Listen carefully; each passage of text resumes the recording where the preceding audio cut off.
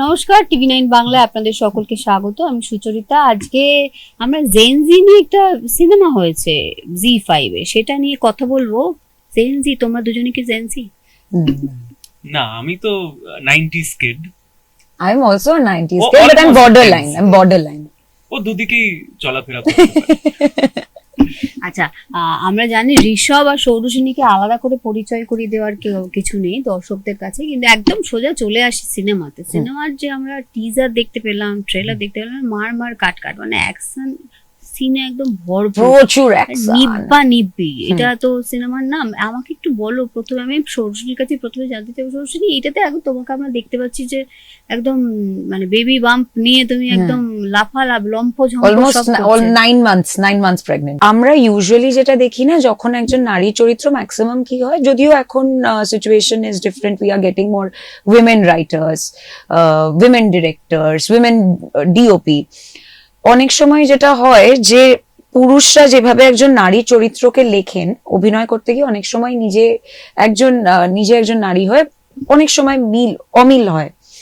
কিন্তু তথাদা যেভাবে এই স্ক্রিপ্টটা লিখেছে, এবং আমার চরিত্রের নাম পার্বতী, অর্থাৎ পারোর চরিত্রটা যেভাবে লিখেছে, সেটা কিন্তু এটা অদ্ভুতভাবে এম্পাওয়ারিং। আর যেই সোশ্যাল ট্যাবুস গুলো রয়েছে, যেমন তুমিই বললে যে এইরকম প্রেগনেন্ট অবস্থায় তুমি গুলিগালা এসব করছো, এটা তো কোনো মানে আমরা ইউজুয়ালি যেরকম সিনেমা দেখেছি, সেখানে একজন প্রেগনেন্ট ওয়ামেনকে উই অলওয়েজ সি হার খুব ভালনারেবল, খুব ডেলিকেট ভাবে দেখানো হয়। এবং একজন মহিলা সেই সময় যেই মানসিক কষ্ট বা শারীরিক কষ্ট এবং যেই ট্রান্সফরমেশনের মধ্যে দিয়ে যান, আমরা ধরো প্রচুর এরকমও দেখেছি অ্যাক্টরদের, স্কারলেট জোহানসন করেছেন, দীপিকা পাডুকোন করেছে, প্রচুর এরকম অ্যাক্টর রয়েছেন যারা গর্ভবতী যখন তারা ছিলেন সেই অবস্থাতেই শুটিংটা করেছেন। তারা তো অ্যাকচুয়ালি ওই স্ট্রেসটা দিয়ে গেছেন। আমার কাজ ছিল প্রস্থেটিকটা পরা, তাই কেন করতে পারবে না? দেয়ার আর সো মেনি আদার নেমস, প্রচুর ওকে বলবে না মুখস্থ করে এসছে। অ্যালিসা মন্টানো বলে একজন US চ্যাম্পিয়নশিপ উনি রানার, ইজিপশিয়ান ফেন্সার রয়েছেন নাডা হাফিজ, তিনি 8 মাস প্রেগনেন্ট ছিলেন যখন উনি ফেন্সিং করছেন।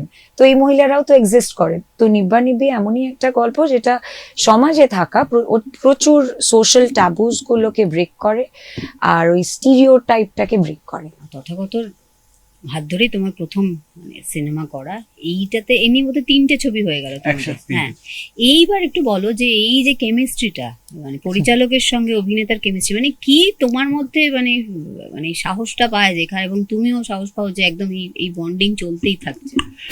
আমার ক্ষেত্রে খুব একটা সাহসিকতার প্রয়োজন হয় না, কারণ আমি জানি যে তথাদার সাথে সিনেমা করলে তথাদা যেভাবে তার চরিত্রদের লেখে, এবং নিজে যেহেতু তথাদা খুবই গুণী একজন ভালো অভিনেতা, তো অভিনেতাদের ক্ষেত্রে খুবই ইজি হয়ে যায় তথাদার সাথে কাজ করা, কারণ একটা রিহার্সাল প্রসেস থাকে, চরিত্রটা নিয়ে প্রচুর কথা হয়। মানে শুধু যে আমরা রিহার্সাল করি তা না, আমরা রিহার্সালের বাইরেও প্রচুর কথা বলি, পলিটিক্স নিয়ে, ফিলোসফি নিয়ে, সাহিত্য নিয়ে, এবং তার মধ্যে থেকে না চরিত্র আমাদের নিজেদের ছোটবেলা যাপন নিয়ে, সেই থেকে চরিত্রর অনেক ভেরিয়েশন বেরিয়ে যায়, অনেক ইন্টারেস্টিং জিনিস বেরিয়ে যায়। আমার ক্ষেত্রে আমার মনে হয় তথাদা নেয়, কারণ আমার সাথে কাজ করা সহজ, আর আমার সাথে তথাদার একটা মানে বড় দাদা এবং ছোট ভাইয়ের সম্পর্ক, তো একটু বোধহয় বাকি অ্যাক্টরদের সাথে বন্ধুত্বের সম্পর্ক হয়ে যায় বলে ঝগড়া বেশি হয়। আমাকে বললে আমি মাথা নিচু করে শুনি, তাই বোধহয় আমাকে বেশি বেশি করে কাস্ট করে। এবং খুব ইন্টারেস্টিংলি যেটা ও বলছিল, তথাদা যেভাবে তার ছবিতে হিরোইনদের চরিত্র বা মহিলা চরিত্রদের যেভাবে লেখে, যেমন ভটভটিতেও কিন্তু যে আমার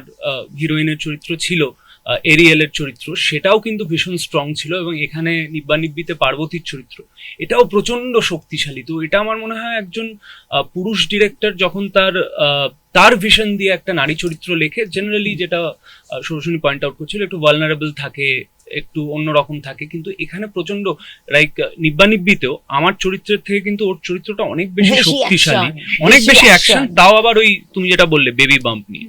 তো আমার মনে হয় সেটা সবসময় ভালো, এবং তথাদার সাথে কাজ করার একটা বাড়তি আনন্দ তো থাকেই, যেহেতু প্রথম আমার বড় সিনেমা, সেই অর্থে বড় সিনেমা ভটভটি, এবং তথাদার হাত ধরে ইন্ডাস্ট্রিতে বেশিরভাগ পরিচিতি পাওয়া, এবং সবসময় ভালো লাগে আর কি। একটা হোম কামিং এর মতন মনে হয় যে আবার পরিবারের মধ্যে দাদা ডিরেকশন দিচ্ছে, ছোট ভাই অভিনয় করছে, এরকম একটা ফিলিং।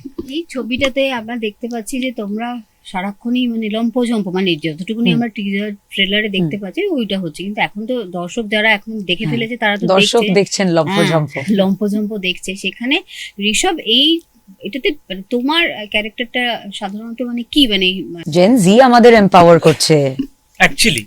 এবং দেখো জেনজি বললে না আমরা সাধারণত আমাদের মাথায় একটা ছবি আসে যে এরা নিশ্চয়ই প্রেসিডেন্সি বা যাদবপুর বা জেভিয়ার্সের মতন কলেজে পড়ে, প্রচুর ইংরেজি সাহিত্য পড়ে, সাউথ সিটিতে ঘুরতে যায়। বাট তাদের বাইরেও কিন্তু একটা জেনারেশন আছে যারা কিন্তু এখনো মফস্বলে আছে, যারা বস্তিতে থাকে।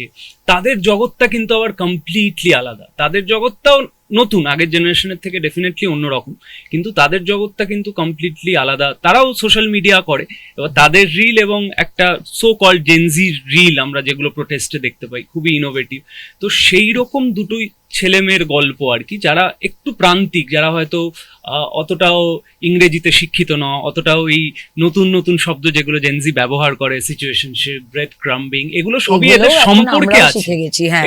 এগুলো এদের সম্পর্কে আছে, কিন্তু এরা এই শব্দগুলো জানে না। এদের কাছে প্রেম মানে কিন্তু ওই 90s এর প্রেমটাই আর কি এদের কাছে আদর্শ, যেটা আমাদের কাছেও কিছুটা, যে আমরা যারা শাহরুখ খানকে দেখে কিছুটা না পুরোটা, শাহরুখ খান এদের পুরোটা ওইটাই কিন্তু টক্সিক প্রেমটাও আছে, কিন্তু ওটাও আছে। মানে এখানে আমার যে চরিত্রটা দেবা কিন্তু এখনো কুমার শানুর গান শুনে, এখনো ওইটাই করে। এবং এক কথায় বলতে গেলে যেটা দিয়ে সিনেমার শুরু, দেবা হচ্ছে প্রেমী, আশিক, আওয়ারা।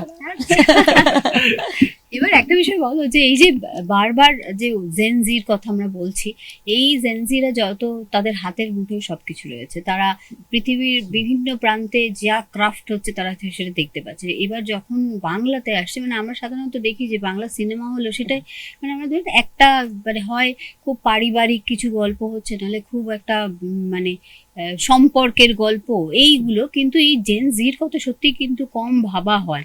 এবং তাদের কথা ভেবে যখন এই ছবিটা করা হয়, এটা মানে কতটা মানে আলাদা হয়েছে। এটা সৌরসিনী বলুক, কারণ আমার মনে হচ্ছে ও একটা সিনেমা করেছিল বহুদিন আগে, জেনারেশন আমি বলে, সেইটা বোধহয় ওই সময় দাঁড়িয়ে কেউই ইয়াং জেনারেশনের জন্য বা জেনজিদের জন্য ছবি করছিল না। তো ও ওইরকম মেন্টাল হেলথ নিয়ে কেউ ছবি করছিল না, যেটা জেনজির একটা বড় আই থিঙ্ক পার্ট। জেনজি খুবই কথা বলতে পারে, যেটা আমরা হয়তো পারি না, যে আমরা ঠিক আছে কি হয়েছে চল বন্ধুরা মিলে মদ খেতে যাই, ঠিক হয়ে যাবে সব, এইরকম জায়গায় আমরা থাকি। কিন্তু জেনজিরা অ্যাকচুয়ালি কথা বলে মেন্টাল। আমার মনে হয় জেনজি না আমাদের থেকে অনেকটা বেশি অ্যাওয়্যার। এবং কদিন আগেই একজন জিজ্ঞাসা করছিলেন যে জেনজি বিয়ে করছে না হেন তেন, বাট আই থিঙ্ক এই gen Z actually is more aware and they are choosing themselves and their own wellbeing. নিজেকে ভালো রাখাটা খুব ইম্পর্টেন্ট। যতক্ষণ না আমি নিজেকে ভালো রাখছি, আমি আশেপাশের কোনো মানুষকে ভালো রাখতে পারবো না। আমাদের ঠিক আগে আরেকটা ছবি মুক্তি পেয়েছে, সেটা প্রেম নিয়ে, জি5, বাংলা জি5 সেটাও যেমন জেনজি পছন্দ করছে, ওটাও একটা ভালোবাসা অন্য রকমের। এটা একটা অ্যাকশন ইজ অলসো দেয়ার। আর জেনজি মানেই যে গোলাগুলি পছন্দ করছে, এখানে কিন্তু এই ছবিটায় তথাদা যেভাবে দেখিয়েছেন, প্রচুর অলরেডি বললাম সোশ্যাল ট্যাবুজ ব্রেক করে এই সমাজে আমাদের হয়ে থাকা, যেমন ক্যাজুয়াল, এগুলো কিন্তু আমরাও করে থাকি। বা মেল গেজ নিয়ে কথা বলে, মেল গেজ যে শুধুমাত্র পুরুষেরই আছে সেটাও কিন্তু নয়, মহিলাদেরও মেল গেজ থাকে। সেই সমস্ত জিনিস নিয়ে কথা বলে, সোশ্যাল ইস্যুস কে এই ছবিটা অ্যাড্রেস করছে। আর যেহেতু gen Z is more aware than us and they talk about it, তাই তারা পছন্দ করছে। তোমাদের দুজনের সামনে যদি জেনজি এরকম কেউ চলে আসে কথা বলে, তোমরা রিলেট করতে পারবে তো, মানে সঙ্গে সঙ্গে? আমার এরকম প্রচুর হয়েছে। দেখো, ধরো আমার বন্ধু যে আমার থেকে হয়তো তার একটু হয়তো 10-15 বছর বড়, তার ছেলেও আমার বন্ধু। আমি মাঝে মধ্যে বুঝতে পারি না বন্ধুটা টানাটানি হয়, যে ছেলেটা বাচ্চাটা আমার বন্ধু না মাটা আমার বন্ধু, তো আমি মধ্যে আটকে। আমার ক্ষেত্রে যেটা হয়, আমি দীর্ঘদিন যেহেতু স্কুলে, আমি খুব অল্প বয়সে স্কুলে চাকরি করতাম, নাটক শেখানোর কাজ করতাম, তো আমার প্রচুর স্টুডেন্ট সেই সময় তারা মানে স্কুলে ছিল, এখন তারা বড় হয়ে গেছে, তারা এখন জেনজি হয়ে গেছে। তো আমার ওদের সাথে না সবসময় কথা বলতে ভালো লাগে, কারণ আমি নিজে আপগ্রেডেড হতে থাকি। আর আমার নিজের বয়সটা মনে হয় আমি ওদের মধ্যে চলে গেছি আর কি। এবং ওদের যে একটা এই পৃথিবীকে, এই সমাজকে দেখার একটা দৃষ্টিভঙ্গি আছে, যেটা খুব ইন্টারেস্টিং। মানে আমরা ছোটবেলায় ভাবতাম যে আরে মানে আমাদের বাড়িতেও ওরকম একটা সিস্টেম ছিল, দেখ পাশের বাড়ির ছেলেটা ভালো করছে তুই করছিস না। তো ভ্যালিডেশন সবসময় একটা বড় ইস্যু ছিল, এখনো আছে, যে আমরা সবসময় ভ্যালিডেশন খুঁজি। উই আর অ্যাক্টরস, আমরা এখানে এসে ইন্টারভিউ দিচ্ছি, তোমাদেরকে বলছি প্লিজ ছবিটা দেখো, কিন্তু জেনজি যারা আছে ওরা কিন্তু এই ভ্যালিডেশনের জন্য অপেক্ষা করছে না, ওদের কিচ্ছু যায় আসে না, ওরা অনেক বেশি কি বলবো অনেক বেশি স্বাধীন চেতা, অনেক বেশি আর কি ওপেন অ্যাবাউট এভরিথিং, যেটা আমার খুব ভালো লাগে, যেটা আমি ওদের মতন হওয়ার চেষ্টা করি। কিন্তু যেহেতু আমি একটু প্রাচীন, তো কোথাও গিয়ে একটা ওই ব্রিজটা ঠিকঠাক হয়েও হচ্ছে না, বাট চেষ্টা করে যাচ্ছি। একটা বিষয় তো ঠিকই যে তুমি বললে যে এখনকার দিনে যারা নতুন প্রজন্ম তারা কমিটেড হতে মানে ভীষণ ভয় পাচ্ছে, বা অনেক সময় তুমি বলছো যে নিজেকে গুরুত্ব দিচ্ছে, কিন্তু নিজেকে গুরুত্ব দিতে দিতে তো মানে সে যদি খুব একা থাকতে শুরু করে সেখানেও তো তার মানসিক ডিপ্রেশন ইজ, হ্যাঁ ডিপ্রেশন ইজ রিয়েল। তখন ওই জেনারেশন আমি সময় যখন ওই টাইমটায়, তখন ওই থেরাপিতে যাওয়া মানে তোর কি মাথা খারাপ, তাহলে কেন যেতে হচ্ছে, মাথার ডাক্তার দেখাতে যেতে হচ্ছে, ইট ওয়াজ লুকড আপন, মানে ইট ওয়াজ লুক ডাউন অন। এখন it has become so common. এখন প্রায় আমার তো মনে হয় প্রত্যেকটা মানুষের থেরাপি নেওয়া উচিত, প্রত্যেকটা মানুষের। সৌরসিনী, এই যে আমরা এত কিছু কথা বলছি জেনজি নিয়ে, তোমরা জেনজির প্রায় মানে ঠিক জেনজি হওয়ার আগেই তোমরা, সেখানে দাঁড়িয়ে তোমরা কতটা তোমার মনে হয় যে প্রেম বিষয়টা মানে এটাতে এই যে হয় না যে এখন মানে এরকম শুনতে পাচ্ছি যে ও না না ঠিক আছে ওটা প্রেম না, ওটা Fling. হ্যাঁ মানে এরকম Fling. নানান বিষয় হ্যাঁ। মানে এগুলো আমরা তো বুঝতেই পারি না, কিন্তু তোমরা কতটা রিলেট করতে পারি, সত্যি সত্যি কি এগুলো হয় মানে এই এত আমি শিখছি, আমি বললাম না ওই মারাও আমার বন্ধু হয়, আবার বাচ্চাগুলোও আমার বন্ধু হয়, তোরা আমায় শেখায়। আমি বললাম সো হোয়াটস ইউর সিন, মানে এখন কি চলছে, বলছে আমাকে মনে হয় ঘোস্ট করে দিল, আমি বুঝতে পারছি না, আমায় ব্লকড, না না এখন কদিন ঘোস্টের নিয়ে রাখবো, তারপর হঠাৎ করে লাভ বমিং। আমি না এগুলো শুনে আমি বললাম ওকে ওকে ওকে, আমি নিজেকে একটু আপগ্রেড করি। এবার তাহলে আমি জিজ্ঞেস করি যে সৌরসেনীর এখন কি স্টেট, মানে এখন কি as single as it can get, as single as it can get। সত্যি মানে এইটা কি এখনো বিশ্বাস করবে দর্শক যে তুমি এতদিন ধরে খালি দেখো আমি যাই বলি না কেন, দর্শকের এটা কমপ্লিটলি দর্শকের ওপর, তারা কি ভাববে। If I say I am dating, they'll think something whatever they want to perceive। আমি কিছু একটা মানে সিঙ্গেল বলছি সেটাও ভাবতে পারে ভুল, আমি সত্যি সিঙ্গেল। আমি এটাতে একটা কথা বলি, ও এই ছবিটাতে যেভাবে অভিনয় করেছে আমার মনে হয় প্রচুর প্রচুর ছেলেরা ওর প্রেমে পড়ে যাবে, এবং জেনজির ছেলেরা পড়বে, লোকে ভয় পাবে, লোকে আমি ছবিটা দেখার পর আমার নিজের মনে যে প্রচুর ডিএম করবে এবং প্রচুর প্রপোজাল আসতে চলেছে আর কি।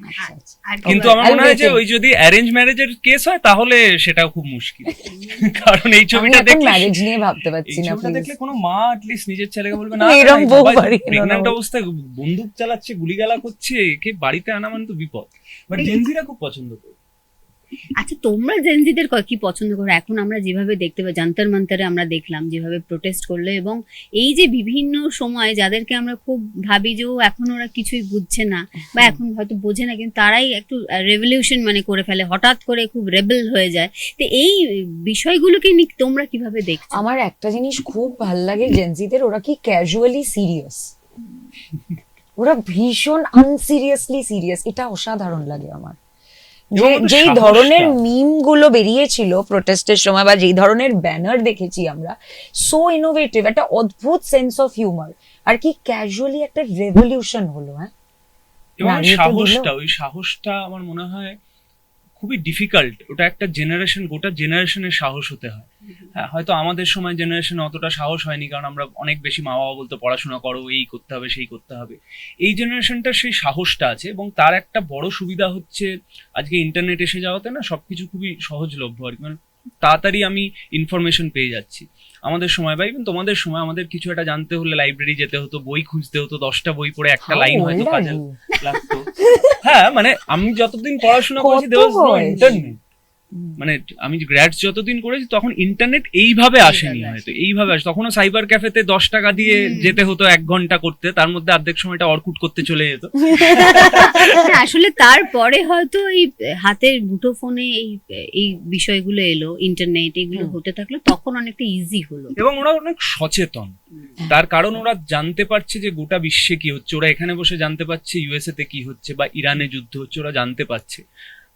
আমার মনে হয় সেইটা ওদের কাছে অনেক বেশি, ওরা যেহেতু পৃথিবীটাকে আরো বেশি দেখতে পাচ্ছে সেই জন্য ওদের সাহসটাও বেশি, এবং ওদের এই যে যেটাও বললো ওদের ক্রিয়েটিভনেস, ওরা যে প্রোটেস্ট করেছে আমার মনে হয় যে একটা জেনারেশন প্রোটেস্ট করেছে শুধু ঝান্ডা হাতে, একটা জেনারেশন প্ল্যাকার্ড হাতে শুধু রাস্তায় হেঁটেছে দিনের পর দিন, একটা জেনারেশন মোমবাতি হাতে হেঁটেছে। এরা বিভিন্ন রকম মজার মজার জিনিস করছে এবং সোশ্যাল মিডিয়ার মাধ্যমে খুবই মজার ছলে, খুবই হাসির ছলে, ক্যাজুয়ালি সিরিয়াস, যেটা সবার কাছে পৌঁছে যাচ্ছে, 8 থেকে 80 সবার কাছে পৌঁছে যাচ্ছে এবং গ্রহণযোগ্য হচ্ছে। I think hats off to them. আর আমার খুব ভালো লাগে, দেখো যুগের পর যুগ ধরে আমরা সকলেই এর মধ্যে দিয়ে বড় হয়েছি, সোশ্যাল কন্ডিশনিং সেটা অটোমেটিক্যালি আমাদের মধ্যে রয়েছে। জেনজি না ফাইনালি সোশ্যাল কন্ডিশনিংটাকে প্রশ্ন করছে এবং সেটা ভাঙছে, কিন্তু এই প্রশ্ন করাটাও খুব ইম্পর্টেন্ট। আমি এবার একটা প্রশ্ন করি, যে এই যে আমরা বললাম না সোশ্যাল মিডিয়া, এখন তো আমরা জানি যে সোশ্যাল মিডিয়ায় ট্রোলিং কিভাবে হয়, এবং বিশেষ করে যারা ধরো একটু নাম করে যায় বা যাদেরকে একটু ইজি, মানে যাদেরকে নক করাটা খুব সোজা হয়। কারণ আগে কি হতো, যারা সিনেমা করতো, সিরিয়াল করতো, যাই করতো, তাদেরকে অ্যাক্সেসটা ছিল। হ্যাঁ, এখন একদম মানে ডাইরেক্ট মানে ডিএমও করতে পারবে চাইলে।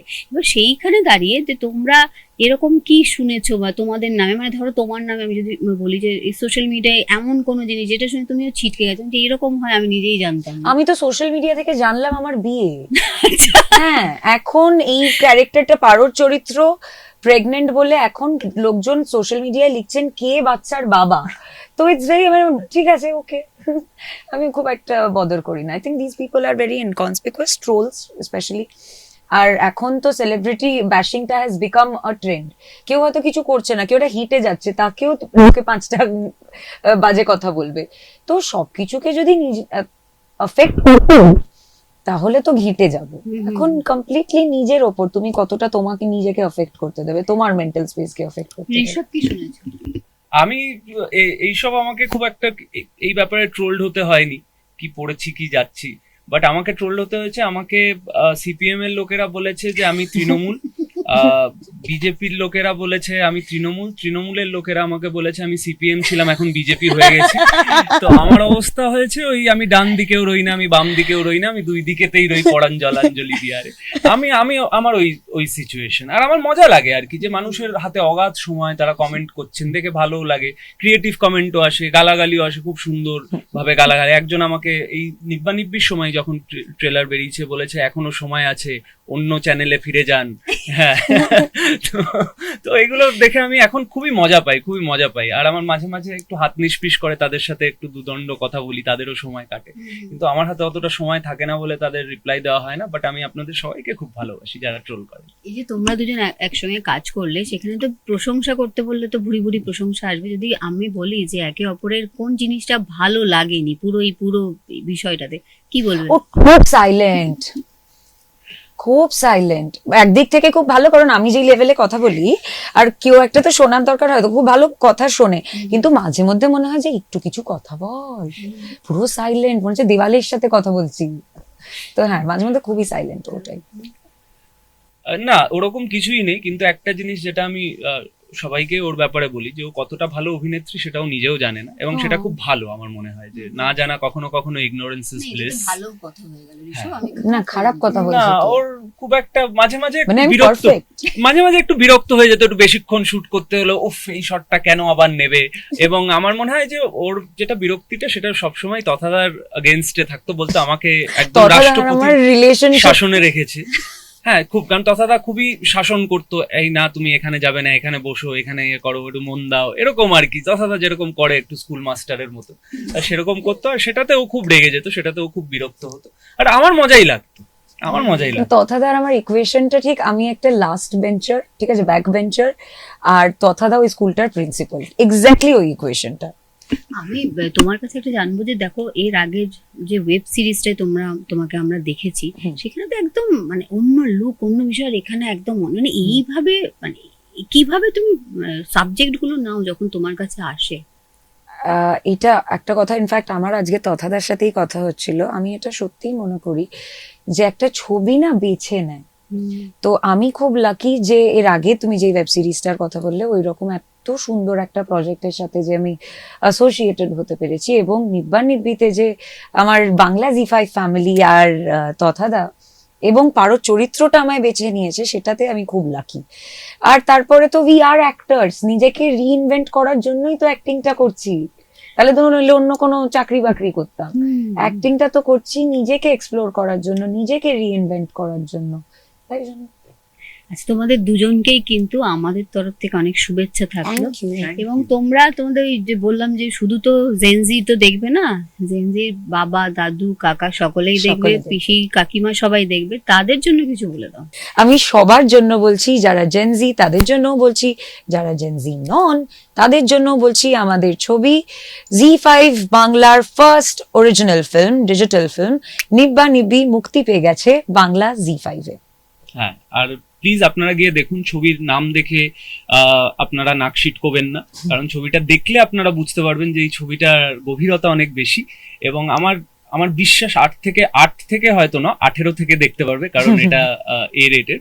সো 18 থেকে 80 যারাই দেখবেন সবাই খুব মজা পাবে। সবার জন্য খুব অনেক উপাদান আছে এই ছবিতে, রোম্যান্স আছে, অ্যাকশন আছে, কমেডি আছে, থ্রিল আছে, হরর আছে, সবকটা এলিমেন্ট আছে, আর ফান আছে। প্রচুর ওইটা fun। এই ছবির একটা সব থেকে বড় দিক, ফান। তো জেনজিরা তো ফান করতে পছন্দই করে, এবং যারা হয়তো যাদের জীবন থেকে ফান চলে গেছে মনে হচ্ছে, তারা এই ছবিটা দেখুন, প্রচুর ফান হবে।